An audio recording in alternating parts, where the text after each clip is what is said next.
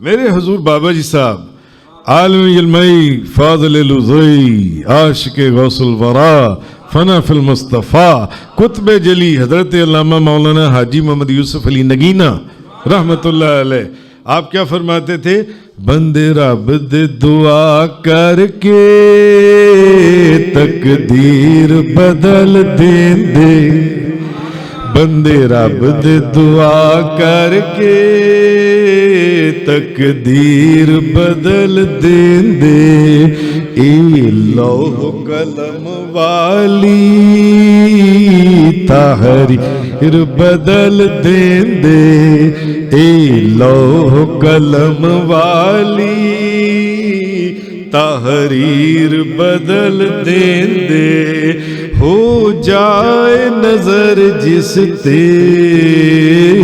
कर लैन जिनू अपना, हो जाए नजर जिस ते कर लैन जिनू अपना।